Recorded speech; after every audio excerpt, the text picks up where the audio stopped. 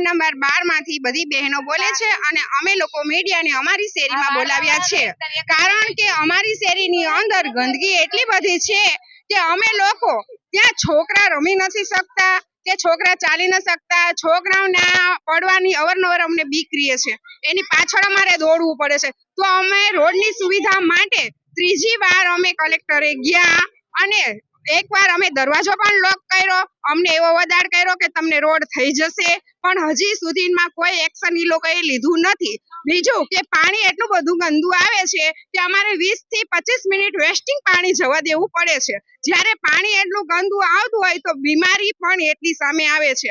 જ્યારે બીમારીમાં છોકરા માંદા પડે તો કેટલું એમ ઘરમાં આપણાને ઓલું થઈ શકે. હાલો, એક તો ગરીબ પરિસ્થિતિ હોય, ઉપર જતા હોસ્પિટલના ખર્ચા હોય અને આટલા રોડ રસ્તા પણ એટલા ખરાબ છે, તો ગટરો પણ એટલી ઉભરાય છે જેથી મચ્છરનો પણ એટલો ત્રાસ છે.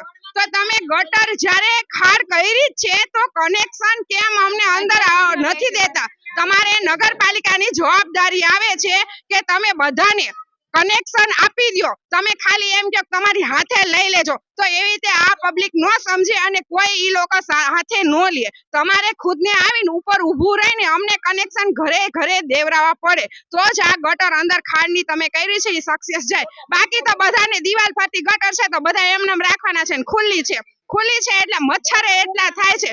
આમાં અંદર તમે મોટા ગ્રાઉન્ડ ગટરમાં મોટા ભૂંગળા સેજ નાખો તો કઈક ગટર એ તે પાણી હાલે, ઉભરાય નહીં. અવારનવાર ઉભરાવાની ફરિયાદ રહે છે. જ્યારે અમે એ લોકોને ફરિયાદ કરી કે ઉભરાણીશ ત્યારે 2 થી 3 દિવસે તો આવે, તાત્કાલિક તો કોઈ આવતા નથી અહીંયા, કારણ કે 6 મહિના થયા આ લોકો ગટર ગ્રાઉન્ડ ગટર ને તો 2 વર્ષ થશે, પણ કનેક્શન હજી લોકો દેવા જ નથી આવ્યા. એક જ વસ્તુ તમે હાથે દેજો, તો હાથે દેવામાં બધા લોકોને નો એવી ખબર પડતી હોય કે કનેક્શન કઈ રીતે દેવા, શું કરવી, તો એ લોકોના નગરપાલિકાના માણસોને આવીને ઉપર ઊભું રહીને અમને કનેક્શન દેવરાવવા પડે.